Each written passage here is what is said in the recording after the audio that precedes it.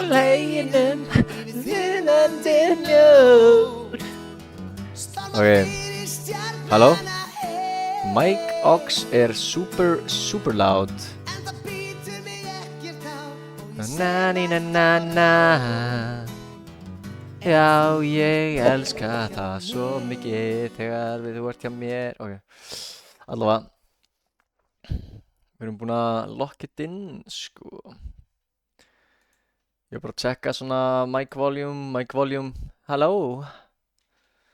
Ok.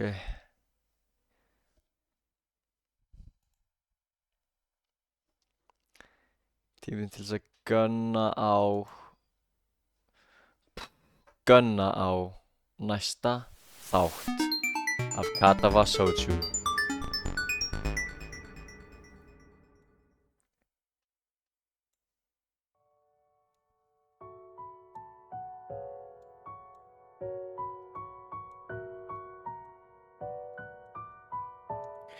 Skil ekki akkur þetta er svona fucking...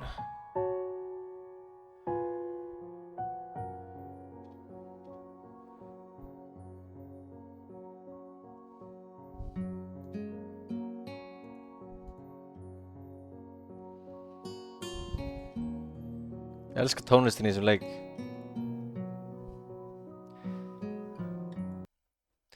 You heard me.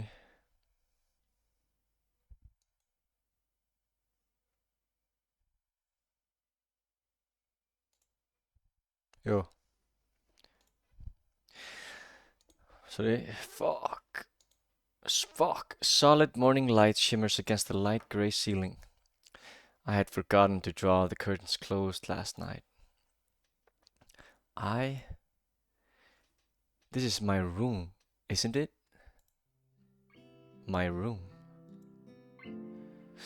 This is the third room this year that I'm supposed to call mine. Various things around here remind me that indeed it's me who is supposed to be the one living here. My bag's on the floor. My new school books on the desk. My numerous medications on the night table.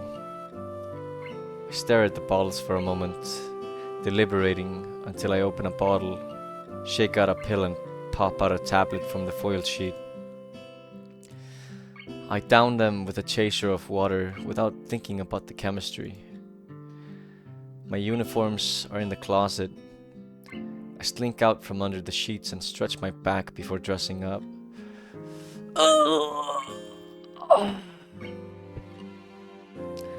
Putting on a new school uniform feels like dressing in someone else's clothes.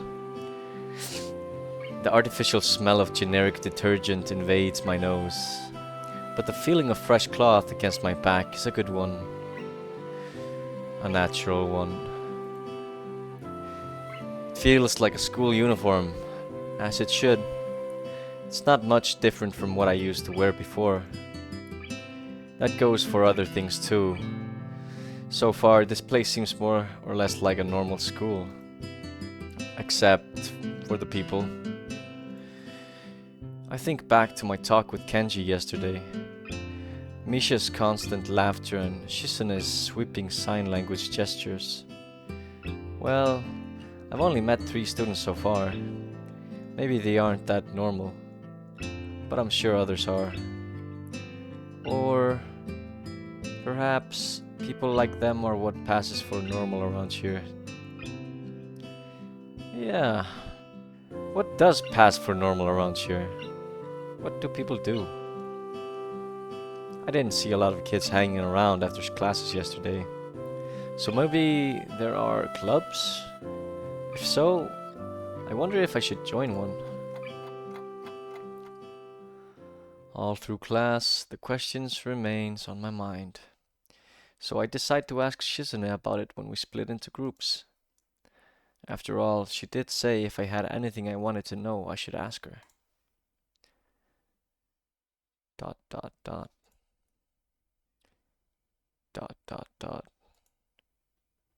She crosses her arms and shifts her gaze slowly to Misha, who looks more preoccupied with trying to grind the eraser of her pencil down so that the top is perfect and evenly flat. She blushes. Ah, sorry, Sichan. Is there something you wanted from me? Oh, I see. Hmm, that's a good question, Hichan.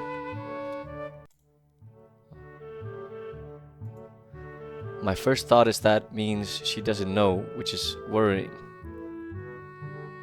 Maybe I'm being too negative. Wait. Well, anyway, Michelle, please don't prove me right.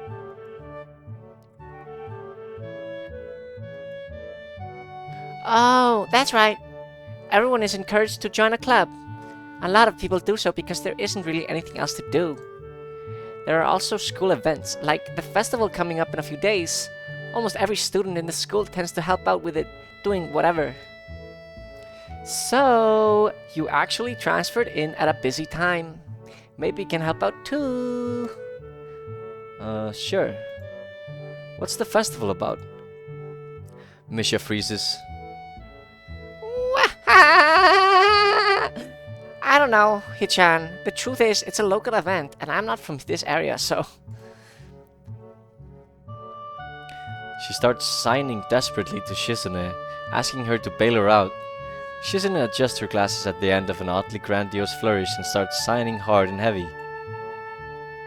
She smiles. Huh? Oh. Who cares? Misha puffs out her chest as she shouts Shizune's words out at me with a disproportionate amount of pride. Too loud. I can see heads turning to look in our direction. Not so loud. Shizune, pensive. Human beings evolve with each new generation. The ideals and beliefs behind a festival will inevitably change with time. Shizune seems pensive. A bit.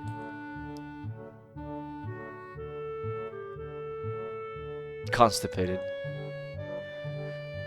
Now, it's about delicious fried food and amusing little games that you play to win prizes. The teacher clears his throat very loudly, batting his long wooden pointers against his other palm like a baton. He shoots a pointed gaze at us. Finally noticing where we are, Misha stifles a yelp and quickly quiets down. Shizune doesn't seem embarrassed at all, though brushing it off without a care. Shizune is pensive again. We are in the middle of class and should start working, Misha says. That's right, Shichan.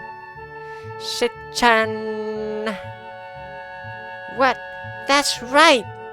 Hichan, are you asking because you're interested in joining a club? Shizune seems to have a brilliant idea.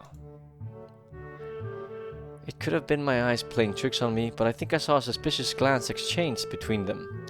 Misha's tone has also changed, although it does that every other word anyway. Yeah, I was thinking about it.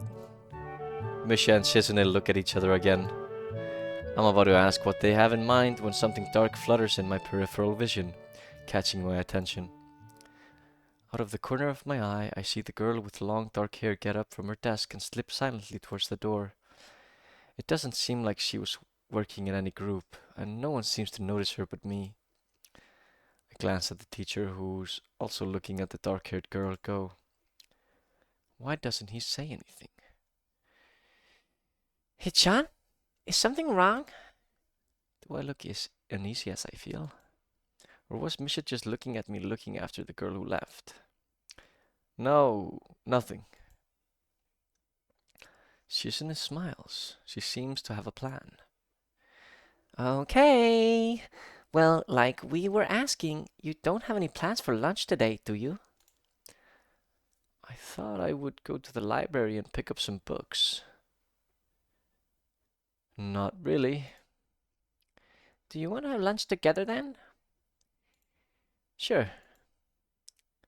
Shizune smiles, seemingly as if a plan went her way. Yay! Okay, Hichan. Perfect. The rest of class passes uneventfully. The girl with the long hair never came back. Before I have the time to put any more thought into where she could have gone, the teacher informs us that it's time to stop working. Shizune looks more than a little annoyed that we only just barely managed to finish all our work on time. I'm just glad we finished it at all. It's not a contest or anything. Shizune silent. Yes, it is, Hichan. Possible. Really? Really. I've noticed this before, but it's kind of funny how Misha is always moving her hands and signing not only everything she says, but what anyone else is saying at any given time. Obviously, it must be so Shizune can understand it. Her eyes dart back and forth between Misha's hands and me. I don't know who I'm supposed to be looking at. I'm looking to Misha, but that might be wrong. Maybe I should face Shizune. I'm used to looking in the direction of the person whose voice I'm hearing, but really. Shizune can't hear me, but it would be disrespectful to talk to her only through Misha. Then again, isn't that what she's doing? No, she's at least looking at me. This is all very confusing and will take some time to get used to. It's not a contest, because contests are competitions over a prize. If there's no prize on the line, it's not really a contest. Shizune's eyes flash dangerously with a competitive glare. She stares at me as if surprised that I'm challenging her. I think maybe this is a contest to her.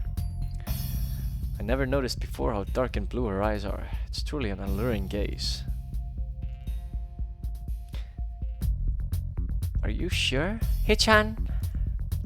Very sure. You're wrong, Hichan, because I don't want to be the slowest one in the class. Therefore, what's on the line is my confidence in my abilities, and the prize is the satisfaction of proving them.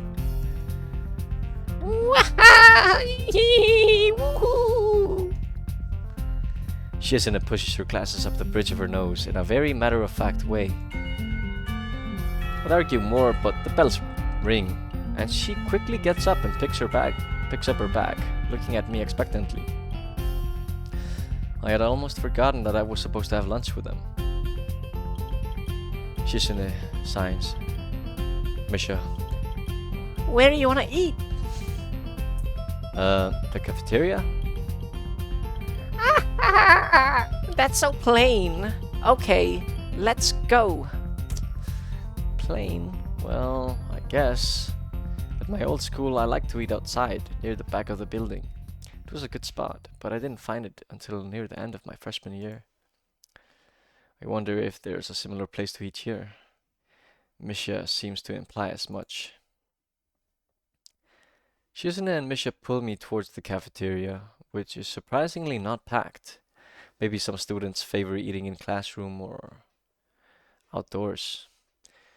I saw some of my classmates had boxed lunches. After we finish eating, Misha picks up where we left off earlier.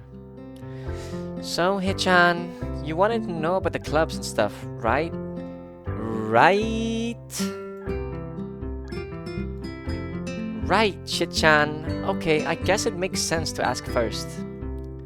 Exchanging little nods of confirmation, they turn to face me again, and Misha straightens her posture as if she is about to deliver a speech. Hichan, do you have anything you're really interested in? I used to play soccer, but I'm not really into it. I don't follow the teams and players or anything like that. As of late, I usually just read a lot.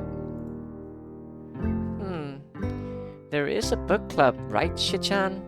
Right, but it seems like they have all the members they can possibly have right now. Sorry, Hichan. It's a really popular club. She's gonna sign something. Ah, okay. But more to the point, Hichan, does this mean that you don't have anything already in mind? Not really. Shizune signs something, smiling. Good. Great. That's great, Hichan. Really great. Ha ha! Why is it so great? No reason. Well, Hichan, Other than clubs and the upcoming festival, there's one other thing. Student council! I see. I didn't know this school had a student council. That was a very melodramatic setup, though. Just to tell me that. I'm pretty sure the two of them know this, because Shizune looks a little embarrassed about it, and Misha is laughing. Shizune quickly retakes control of the discussion in a manner of speaking. After all, it's still Misha who has the voice, whatever she says. Shizune signs something. Ah, right. Hichan, maybe you should join the student council. They could use more people.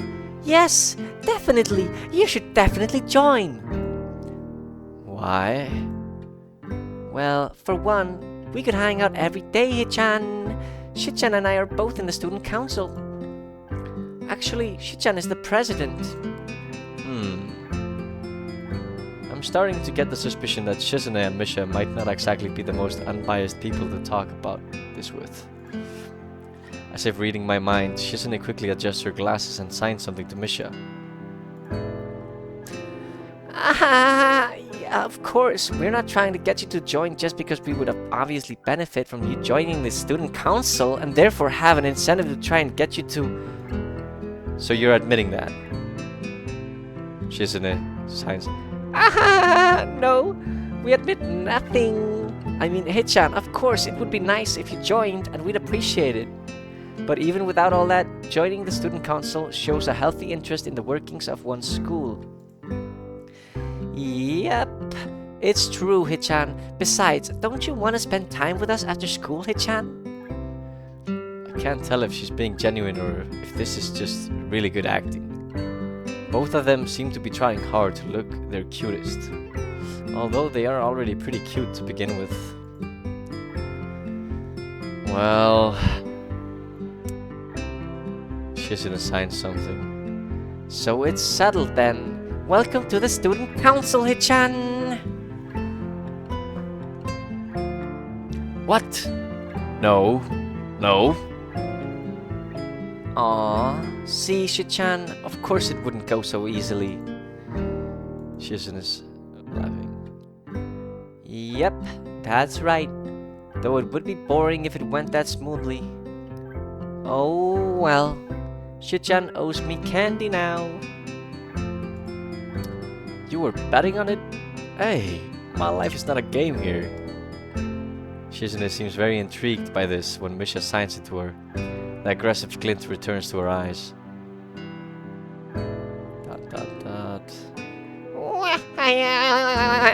That's interesting, Hichan. Let's play a game. That's not what I said. How about rich man, poor man, Hichan? If you lose, you have to join the student council. No, absolutely not. Aw, why not? Well, because you two both have the same incentive and therefore the same goal, which is to get me to join the student council, right? Shizune signs something, quite proud. And yep, Misha says. Yeah, that isn't my goal, but what this means is that both of you can team up and I'll be at a clear disadvantage, so I will have to decline. Shizune seems not too happy about that. Hichan, I'm very offended. Are you saying you don't trust us and that we would pull something so disingenuous? That makes me sad. Sorry? It's hard to tell where Shizune's influence ends and Misha's thoughts begin. Shizune seems also... In order to atone for hurting a young girl's feelings, you should definitely join the student council. No. How about a game of paper football instead of a rich man, poor man? She says. Paper football? Yeah, it's a game they play in America. You make a paper triangle and then you try to shoot it past goalposts that the other player makes with their fingers. Isn't that cool? It's the ultimate form of competition between two people, Hichan. And it's also played by elementary and middle school children, Hichan. Waha! Yeah. That means it's a game that really separates the boys from the men. like the boys from the slightly older boys. Anyway, I'm not going to play that either. Just the fact that you know about it means you're probably surprisingly good at it. Yeah, that's true. How did you know, Hichan? Shizune frowns at Misha, telling me that she probably wasn't supposed to admit that so readily. I wouldn't say that I'm happy with her attempts to get me into the student council, but I'm a little curious about what the student council does here. I've never been on one before, or even known anybody who was a member, so it interests me. I also kind of like Shizune and Misha, so maybe it wouldn't be so bad. Shizune signed something. Okay, Hichan, how about Risk, the game of world domination? I don't know what that is. It's really fun, Hichan. You fight for control of the world. Oh, fuck. Let's go. Let's go. Wait a minute.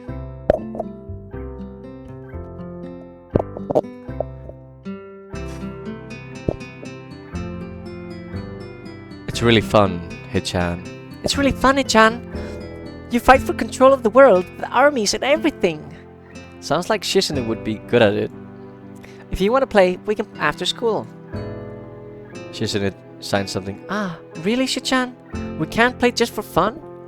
Hichan, Shichan hasn't played in a long time, so if you want to, there are no strings attached. Well, okay. Okay, perfecto! We'll see you after school in the student council room then, Hichan. Wait, why there? Because that's where we keep the game.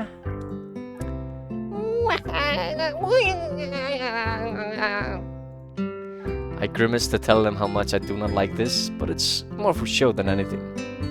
So in the end I agree, but only after getting Shizune to acknowledge that I don't mean anything concrete just by accepting to take a look around and play a game with her. Lunch ends and we go back to class.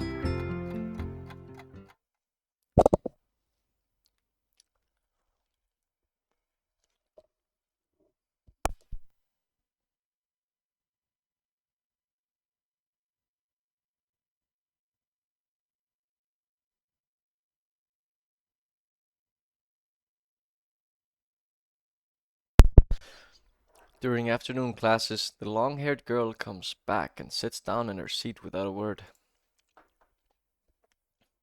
Again, no one seems to notice, or if they do, no one says anything. I wanted to ask Misha about it, but I don't want to be nosy. After school, Shizune and Misha quickly find me by the first floor lobby and latch onto me, covering their flank in case I might try to escape. Covering each flank in case I might try to escape. I feel a little offended, but I'd been considering it. Nevertheless, I'm a bit disturbed that enough people have made a break for it in the past that they're on their guard. What's with the escort? This doesn't make me feel very comfortable. Yeah.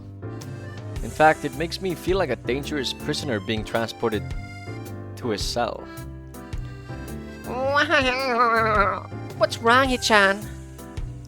Shizune signs something, quite proud. That's right. We're just going to go play a game of Risk, remember? I don't know, Misha. This all seems a little sinister to me. I started thinking that when we sit down to play the game, they'll tie me down and torture me until I agree to join the student council. Well, it's highly unlikely, but still. For some reason, it just seems like it would be so plausible.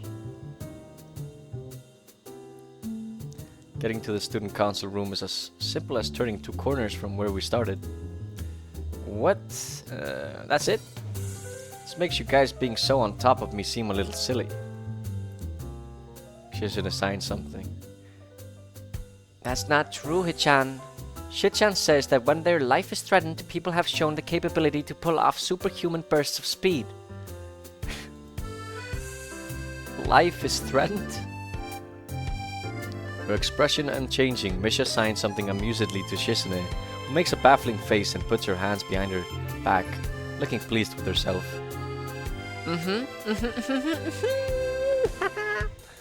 Misha feigns deafness and hums cheerily. Stop that. I know you heard me. You have no excuse, unlike Shizune. Shizune opens the door to the student council room. It's a very plain, sparsely decorated room, although it is quite large, maybe even a little larger than a classroom. There's a big table in the center surrounded by chairs and a smaller desk prominently placed in the back that I assume is Shizune's. There are a few regular desks and chairs stacked to one side as well. Extras, perhaps. Aside from the tables and chairs, the room doesn't have much else to offer, just a couple of filing cabinets and bookshelves stacked with old school records and documents. Not much else, in fact, nothing else. This is a pretty bleak room. They could at least put a potted plant in here or something. But the most noticeable thing that this room doesn't have is other people. Are we early? Shizune signed something. No. What do you mean, no? Does it mean nobody else is coming today? Shizune signed something quite proudly. Yeah, that's right. Shizune claps. Before I manage to ask why that's the case, Shizune claps her hands together very energetically. Shizune signs something and Misha says, Hichan, let's play Risk. Come on, you promised, didn't you? You have to. Okay. Do you want to know the rules? We can explain it to you while we set everything up. While Misha is talking, Shizune takes out what looks like a board game from behind one of the filing cabinets and throws it on the table. Actually, this looks kind of interesting. After Misha spends a little too long for her liking running through the basics with a somewhat vague and confusing tutorial, Shizune cuts in and declares the game has started with a decisive motion, slicing her arm through the air. Shizune's aggressiveness is rubbing off onto me. I start feeling more competitive than I intended to be when I agreed to this. Halfway into the game, while I try to ponder how to defend against Shizune's assault from two fronts, she breaks my concentration by drumming her fingers on the table to get my attention. She'd signed something. Hichan, Shichan wants you to know that you're taking too long to make a move. Shichan also says that she will let you keep Australia if you agree to join the student council. I thought this was a game with no strings attached. Just the fact that she would dangle that over my head as an offer means that she knows I care about the outcome of this game. And anyway, no. Shizune seems quite proud, signing something to Misha. Shichan admires your fighting spirit and would be a benevolent dictator who will spare your people if you agree to join the student council.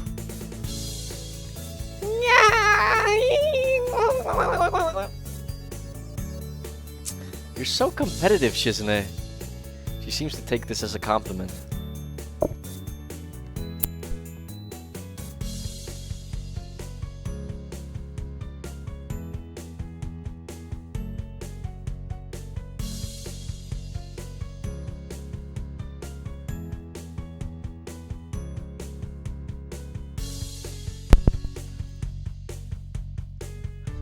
I would expect the student council president to be a little more magnanimous. Magnanimous? She doesn't seem to know what the word means or how it's signed, so she pulls out a piece of paper and writes it for Shizune, who in return signs it back to Misha. Misha presses her index fingers against her temples as if trying to physically imprint the words into her memory. Suddenly, Shizune bursts into a flurry of gestures. Misha looks daunted by the pace of her heated signing. Wait, please slow down, Shichan. Hichan, Shichan says you're going to lose. Tell her I will crush her world empire with my rebellion. Okay. Those eyes of hers shine with childlike mischief. She says you have no chance if you keep playing like this. No, you won't.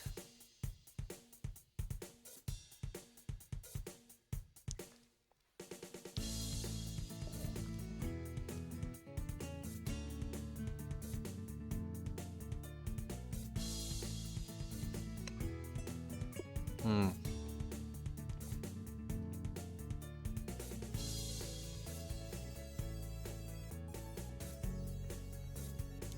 It's a trap. It's smarter to play defensively here. It's likely that she's just trying to psych me out. Looking at the board again, I have a pretty good defense set up, and I'm not going to wreck it doing something reckless. A few turns later, I lose the game anyway. Shizune adjusts her glasses victoriously and allows herself to tentatively pump a fist in the air in celebration. She signs something to Misha. Hichan, you lost when you allowed me to take North America. I mean, Shichan, not me. Shizune signs something. Getting control of North America is ambitious because it provides a 5 army bonus. But you can attack it from 3 fronts, so you must defend them all. I thought you'd have more guts. How disappointing. Ambition, Hichan. Your play needs to be more daring. Ambition, ambition! I was really excited when you took South America, but then you switched to playing defensively just because you gained a small advantage. That's no good, Hichan. You didn't take enough risks, and when you did, you didn't follow through. That's terrible, Hichan. Damn. What's it to her if I play too carefully? There's no need to rub it in my face. Shizune signs something to Misha, and Misha says, I wonder if you'd even be any good for the student council. What's this? Reverse psychology? I guess I don't have to worry about joining or not in that case. Giving up just like that. I expected more of you. Seriously, is Shizune trying to taunt me into joining the council? Besides, I don't even want to join. It's only my second day. I can't make that kind of commitment. I haven't even taken a look at any other clubs yet. And these two, they're a little weird. Fine. I'll consider joining the council, but I want to take a look at the clubs before I decide. Really, Hichan? You're not just saying that to make us feel better. Yeah. I'm just not sure that I want to. Oh. She's gonna sign something quite not happy. Okay, Hichan, but we're not going to give up so easily. You said maybe. There's still a chance you'll come around. Come on, we could really have fun. We could play more Risk, and maybe one day you could beat me, unless we graduate before that.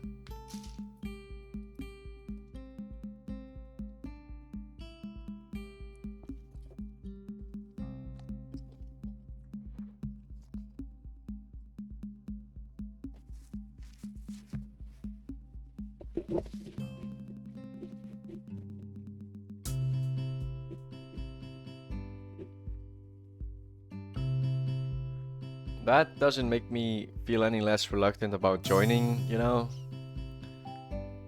She's gonna sign something. Surely you're not that horrible at board games. Maybe we can play at a game you know then, to give you a handicap. I might have said that just to make you feel better, after all. Aw, that's cold, Hichan. I take a glance at the clock on the wall and realize I've spent far longer playing Risk than I expected. Sorry, I think I have to go. I wanted to go to the library. It's not closed yet, is it? Shizune scratches her head and gestures at Misha. How hard can it be to determine whether the library is open? There's a clock there on the wall. It should be, unless the librarian is absent. I think you're right, Shichan. We think the library is open. It's on the 2nd floor. Can't miss it. Do you want us to show you where it is? No thanks, it's okay. See you tomorrow. Bye-bye! One flight of stairs up and I run into problems. The 2nd floor hallway is a carbon copy of the 3rd floor one.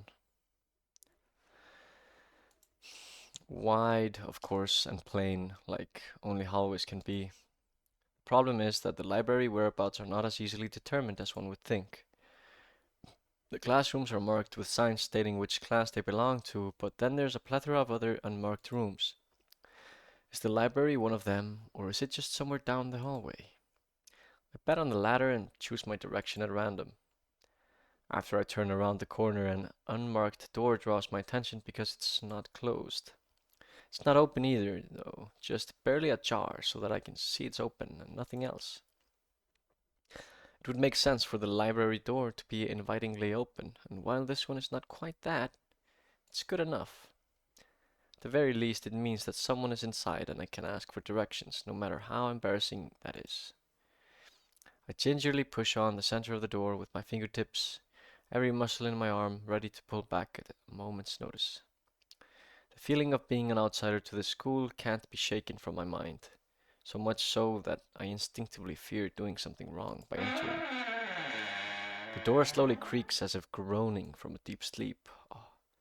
Leaning over and poking my head ever further inside to gain sight of the room as fast as possible, the meek "hello" on my lips is quickly snatched away. Oh my god. Speechless. This is not as I was expecting. I mindlessly let the door open to its full extent, taking in the sight of the solitary figure taking center stage in the otherwise abandoned room. The situation steals my voice, leaving me standing at the doorway staring at the beautiful girl. Evidently having taken her time to assess the situation, the girl gently puts down her teacup and opens her eyes, but doesn't look at me. Wavy-haired girl. Hello there. May I help you? Staring directly in front of herself, the movements of her lips seem to break the silence rather than the words. However, it's the soft, measured voice that reminds me she's a being separate from the room itself. Not only is she likely the tallest girl I've ever laid eyes on, but even among the foreigners I've met, she's strikingly distinct. Hi. Sorry for intruding. I was just kind of lost. She takes a moment to formulate a response before speaking. Every action she takes feels as if it's carefully choreographed beforehand. Care to take a seat? Unexpected, considering that I'm intruding upon her. Thanks. I slowly step towards another seat opposite her, the girl resting the teacup and saucer on the wooden table in between. The way she doesn't track my movements with her head is telling. That, and the slight cloudiness to her eyes, means she must be at least partially blind, like Kenji. Come to think of it, her voice doesn't have any detectable accent either. I guess she must be half Japanese. As I take my seat, her composure takes me slightly off guard. Her air of relaxed confidence makes the silence entirely comfortable. The calming atmosphere is so very different from the student council office. I take it you're a new student to Yamaku. Yeah, I just transferred in yesterday. I get the distinct feeling my speech patterns don't match the formality of hers, accentuated by a restrained bow of greeting. One which I hasten to match before realizing the futility of the action. I'm Lily Sato. Pleased to meet you. Isao. Isao Nakai. She gives a nod before gesturing roughly in the direction of her teacup. Would you care for a drink? Sure. As much as it pains me, I can't keep step with her formality in the proceedings. She gives a kind nod, taking the request in stride. Without another word, she steps off the chair and prepares a second cup of tea from a collection of supplies laid out along the shelf. A brush here, a brush there, her left hand often lightly touching the side of whichever container she's pouring into. It seems to be a process she's followed dozens of times before. As I lean sideways to see around her back, she seems to use her long, dainty finger to measure the right amount of water in the cup. It's one thing to see the different disabilities the students in my class have, but it's quite another to see how everyone seems to adapt. Shizune and Misha have no problem working together to communicate to me, and Lily herself seems to have workarounds for problems I've never thought of. While I feel slightly guilty about her doing the work, she seems pleased to be following the correct process of the offerer preparing the drink. So, Her soft voice brings me out of my silent observance. which room were you looking for? It's not often this classroom is visited after school. School library. Shizune and some classmates told me it was on this floor. She finishes pouring water into the teacup as she nods, a small metallic tapping coming from the teacup, indicating it being stirred. I'm aware of Miss Hakamichi, as are most students. To be with them means you're in class 3-3, no? That's right. In the science room with Mito. She gives a small giggle before setting down the teaspoon and slowly walking towards the table, teacup and saucer in hand. He's quite a character. I imagine you'll come to like him. Most do. As she sets down the tea, I gently take it and have a sip. I'm really more of a coffee person, but this seems like a rather bad moment to bring it up. Nonetheless, it smells quite nice. I hardly think it'd be hard to choke down. Thanks, Sato. It tastes really nice. She smiles and quickly waves her hand in front of her face. Lily, please. There's no need to be too formal. She says this in spite of her exceedingly well-bred speech. Oh well. I guess I should try and ask her about herself, as it really does seem as if she's catering to me. So which class are you from? I imagine it's one of the third-year classes. Correct. I'm in class 3-2, which is on the third floor, same as yours. It's taught by Miyagi, and is specifically for both blind and partially blind students. I see. Sorry. I feel like slapping myself for the faux pas. Looking at her face, though, she doesn't seem in the least bit put off by it. My, there's no need to change your speech on my account. Sure. Sorry, I guess. I'm really showing my newness here. An environment like this would be a big change, so I can't fault you for it. Well, the same can't be said for everyone. Many have come to terms with their conditions. Category which would include her, it seems. All too ready to jump ship from this particular topic, I segue into another. Do you come here to drink tea often? It's a really nice place. Thinking on it, this might be a version of the place behind my school that I like to have lunch at. I come here fairly often during lunch times. My duties as class representative don't leave enough time for an official club, so a friend and I use this room for having tea. Class representative. Huh. Compared to Shizune, her mannerisms seem to be almost completely opposite. While Shizune is blunt and fiercely driven, Lily seems relaxed and calm, almost aloof.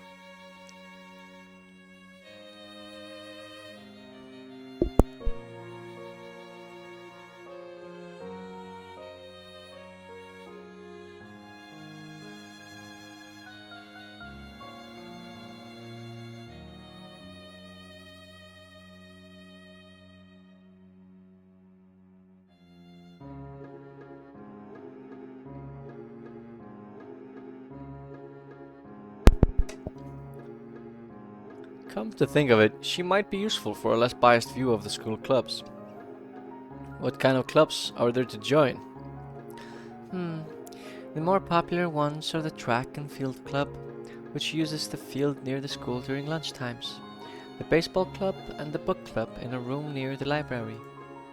There are also numerous small ones too, though, such as the art and music clubs.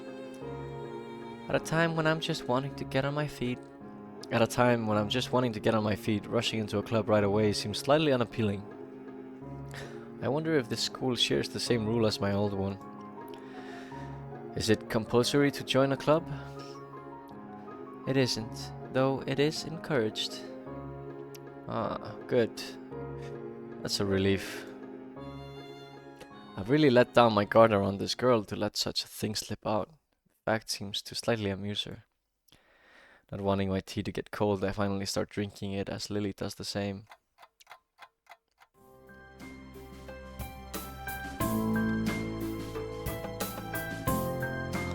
As I look over to the window over her shoulder, I notice the light coming into the room has a distinctly orange tint. Even here, time doesn't stand still. Huh. The time's gone quickly. Sorry? Right, she's blind. Of course she can't see the sun setting. It's just, looks like the sun's starting to set. It seems to come as a surprise for her. Guess she must have lost track of the time. Sorry, Hisao. I didn't mean to keep you from the library for so long. I quickly moved to allay her concern. No, it's okay. The library is still open, isn't it? She pauses. Takes a moment to think on it. It's probably something I should have asked Shizune when I had the chance, but Lily seems likely to know in any case. True. It's open until 6:30 during weekdays. A quick glance at my watch confirms I have well enough time to get there. I might get going in that case. It's been nice talking with you, Lily. She smiles and gives a deep nod, her hands still neatly folded on the table in front of her. It was my pleasure. Oh, come to think of it, shall I show you to where the library is? Couldn't possibly ask for more help. I should be able to find it, right? Well, unless my navigational skills fail me, which they seem to have a habit of doing. It's alright. I was going to be talking to the librarian there in any case. I could introduce you. This gets better and better. It's pretty hard to deny her offer. If you're sure, then that'd be great. Thanks. As she stands up to follow me, she takes hold of a straight retractable cane that had been slipped in the handle of her bag on the floor. Compared to the cane the boy in my class had, Lily's looks much thinner and longer. This must be for support, whereas Lily's is for navigation.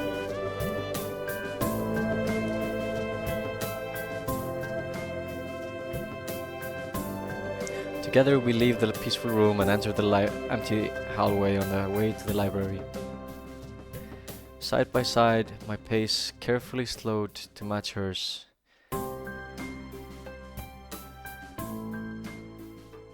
We slowly walk through the hallway. It doesn't take long for us to arrive at the door to the warm-looking room, apparently situated in the center of the floor rather than either wing. Ladies first.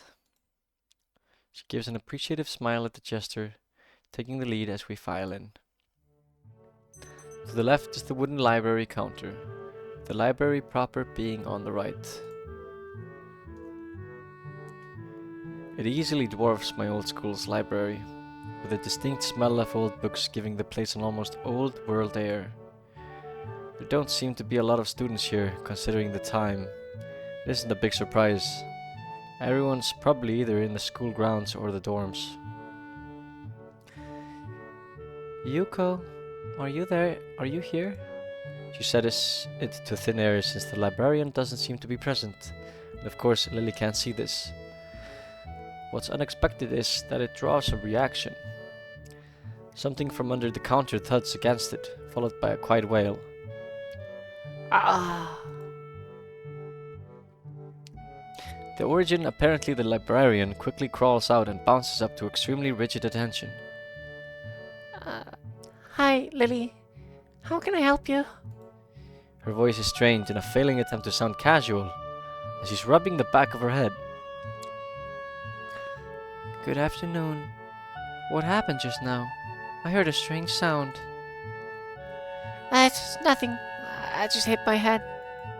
See, I dropped an eraser under my desk, and while I was looking for it, a pencil dropped, and when I was looking for both of them, you came and surprised me. Are you alright? I'm sorry, I couldn't know. It's okay. It's okay. Sorry for making you worry. This is nothing. I've had worse happen to me. She's quick to reverse Lily's apologies, almost frantically. trying to push aside the possibility that she could be in any way inconvenienced by bashing her head on the counter. Yes, worse things have happened. Hee! The girl fidgets with her fingers as Lily doesn't seems to drop her concerned expression. And then she shuffles some papers around the corner for no reason.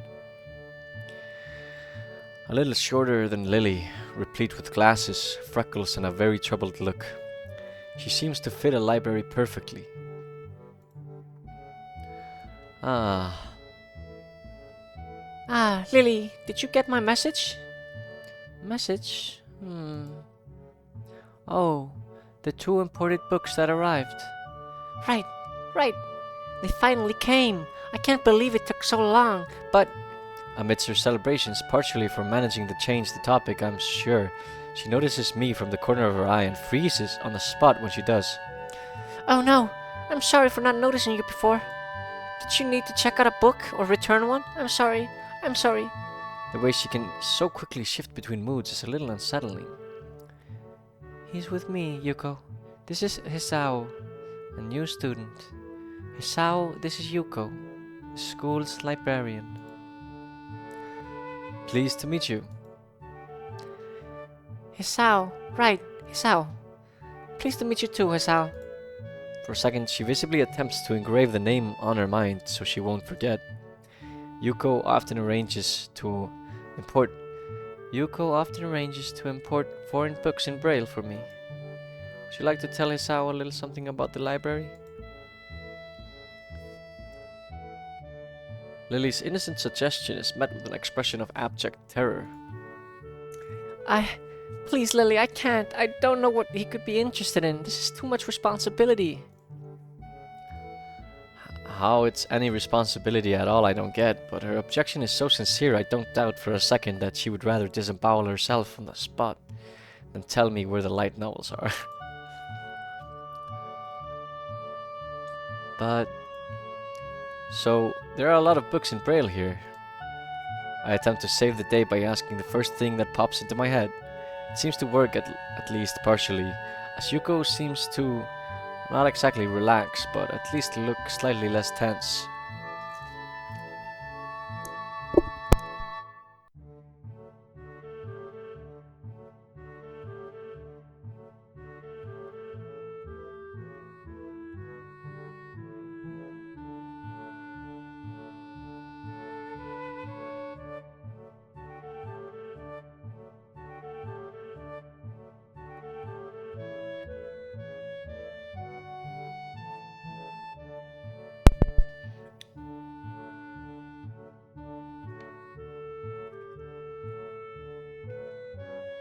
Well, I think about a third or fourth of Yamaku's library is either in Braille or audio.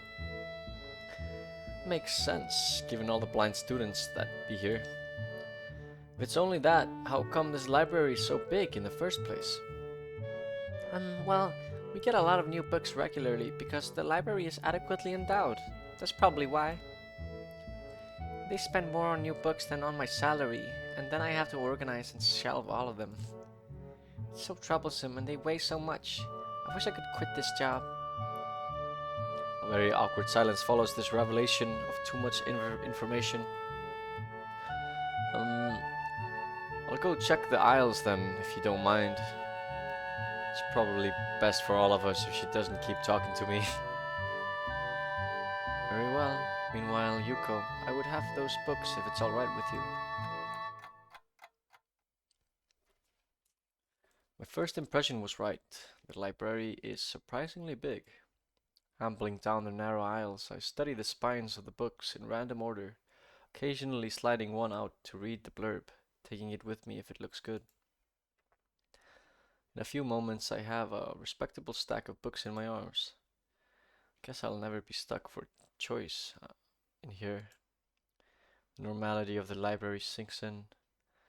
Sure, there are a large print and braille books scattered throughout, but it is what it is. A library. It's as if the calm mood from the room I had tea with Lily and snuck with us in here. Unless it was here to begin with. Something about that puts me at ease. Just like before.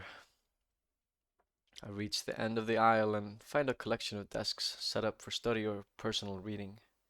Going a little further, though, I discover a nice quiet corner at the back.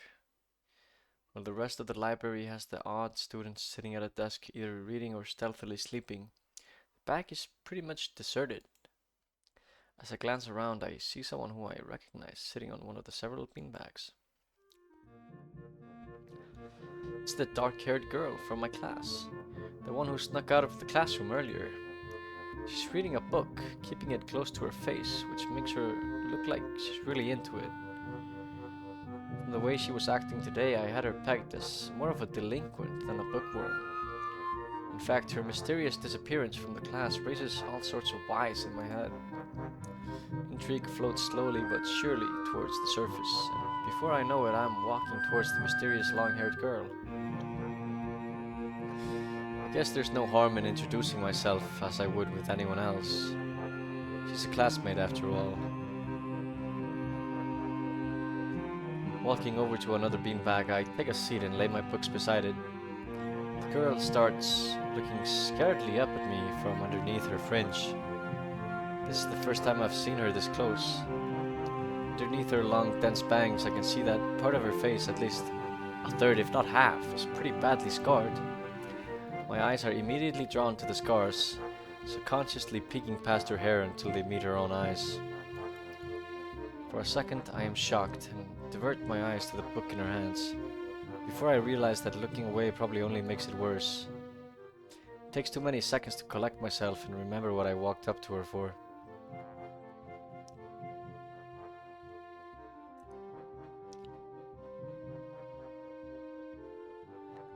Hi, I'm new here, Hisao Nakai. We're in the same class. I just transferred here the other day. Maybe you don't remember? She's just silent. I did a self-introduction too. The girl still doesn't say a word, but simply stares at me wide-eyed. I'm still getting used to the place, so I'm trying to meet as many people as I can. So, what's your name? Hanako. Hanako. Hanako kudasai. Her speech is stuttering and so quiet that it's barely audible even in the still library. Somehow I think that my delinquent impression of her was wrong. Hanako, eh? So what are you reading? She gently tips the book backwards so that I can read the title, at the same time hiding her face behind it. She must have noticed me staring before. Life of Pi! I've never heard of it before. What's it about? A boy. A boy.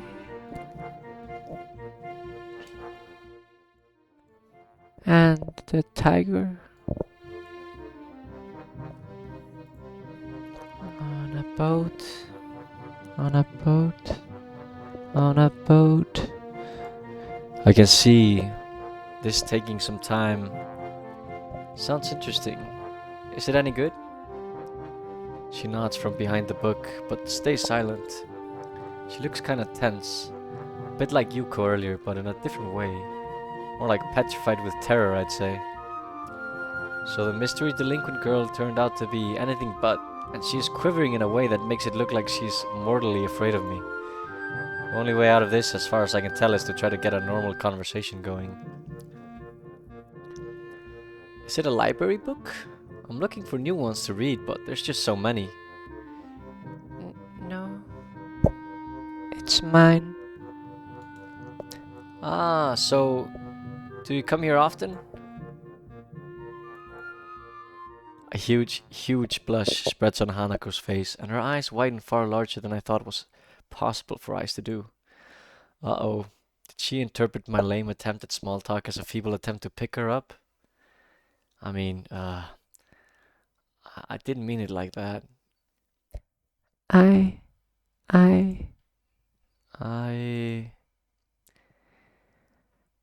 gotta go do something. As she runs away, without warning, Hanako takes off and runs towards the counter. Her hair-like takeoff catches me so off guard that I don't manage to go after her until she has a good head start. By the time I reach the counter, she is nowhere to be seen. Lily and Yuko are happily chatting away. Knowing that I won't be able to catch Hanako myself, I approach the girls. Hey, did you notice a girl run past here? Maybe. What did she look like? Long, dark hair, kinda shy. She had, well, some scars on her face. You wouldn't be talking about Hanako, would you? Yeah, that's her. I saw her reading and tried to talk to her, but I think I scared her off or something. Oh dear.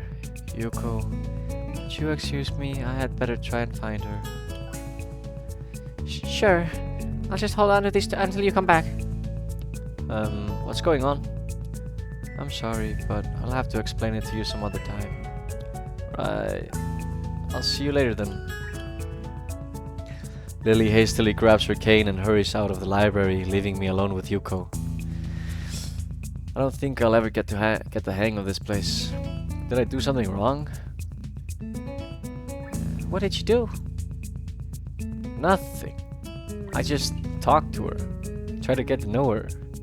Didn't even manage to get started. Yuko sighs and looks awfully bothered, even more so than she did before. I guess you weren't wrong. So much as tactless. Tactless? That girl is a bit of a special case. It's like she never really talks to anyone. Isn't that a bit strange? I wonder. It's just how she is, I think. Yuko doesn't sound all that convincing. Then again, maybe this is just the norm around here. Everyone has their own problems, or else they wouldn't be here. Perhaps I was being a little tactless after all. But how should I deal with these people? Forcing myself to act overly casually only makes me feel phony. But how should I deal with these people? Forcing myself to act overly casually only makes me feel phony. Like I was supposed to be ignoring the elephant in the room? Yuko fidgets, looking like she wants to say something to that, but resists it. I think it's an elephant only if you feel that way. I guess she doesn't have a good sense of self-restraint.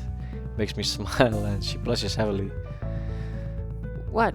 Did that sound stupid? No. It sounded really wise. I guess you're right. It's more about me than anyone else.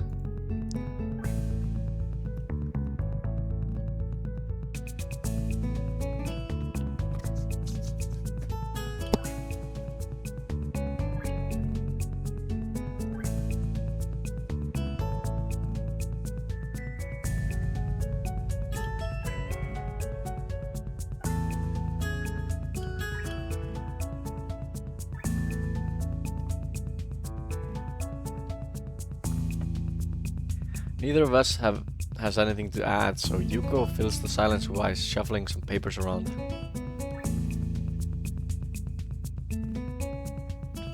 People who have papers on their desks really like doing that.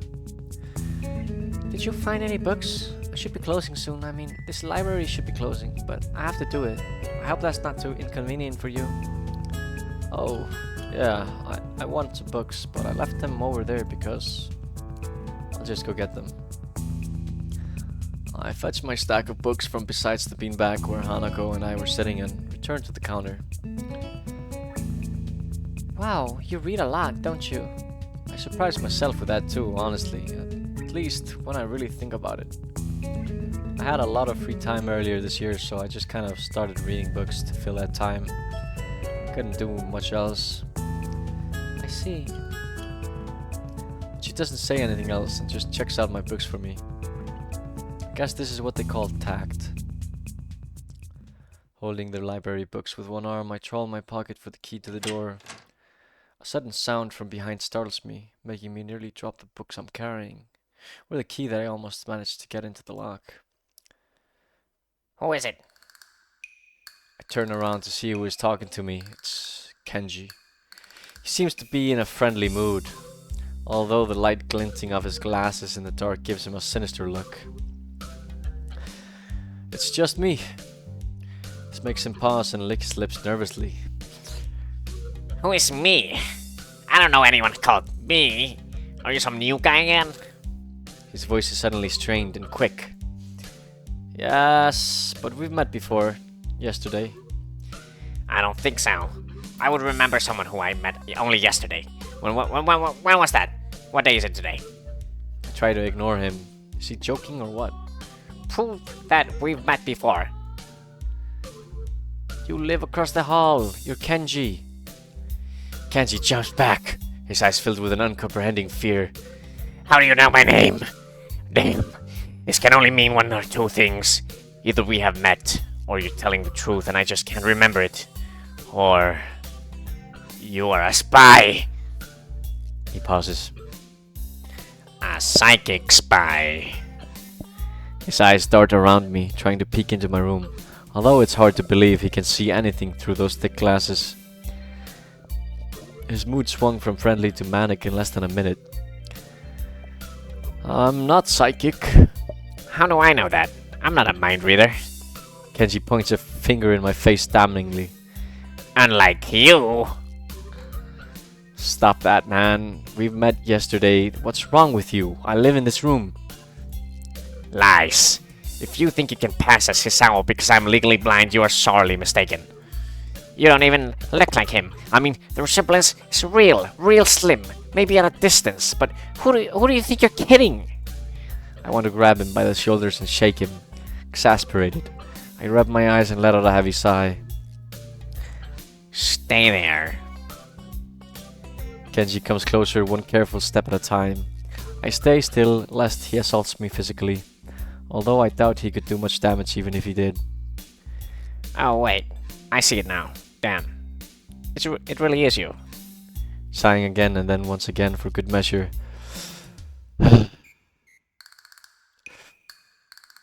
I step backwards just in case.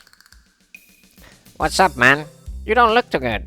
I think something wrong? I don't know. Just had something stupid happen to me. A few stupid things, actually. Even if you discount this one. I can't get a proper touch on other people here. And I have no idea if it's because of me or because of them. I don't know why I'm telling this to Kenji. It's not like we've had any contact either. That's rough, dude. Yeah, I'm sorry about calling you a psychic spy and all, but you can never be too careful. It's the hard reality we live in. I'm slowly starting to think that Kenji isn't necessarily living in the same reality as the rest of us. You see, this is how it is, this world. There's no justice, you see. Even when I lose, I win. Because I don't lose the lesson. What does that even mean? It doesn't matter. He dismisses it flatly with a wave of his hand. So what happened? Why the long face? Do you have a long face? It's nothing. I just scared some girl off accidentally. Literally two. She actually ran away from me. Was my fault, really? I think. I'm not really used to all of this yet. A girl? A cute one? Cute? It's a hard question. She had a nice body and really beautiful hair. The face? Guess it could go either way. Yeah, cute I guess. I knew it. There are a lot of cute girls here. A strangely disproportionate amount. I believe this is one of the dark secrets of this school. I tried to warn you, man, but did you listen? I don't remember any such warning. Dark secrets? Yes, dark secrets. Extremely dark. Like a black hole. Have you noticed that the number of girls in this school is slightly but significantly higher than the number of boys? It's like 60-40.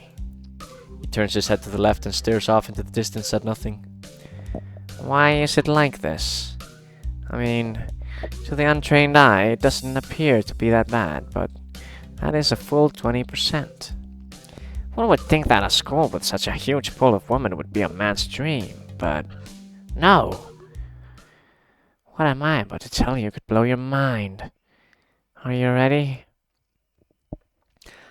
I don't know where this is going, but I think I won't be missing much by cutting out now. No, I am not ready. I want to get as far as turning the doorknob before Kenji starts talking again, showing that he doesn't really care if my mind is blown or not. I believe that this school is a battleground, the site of a feminist infiltration.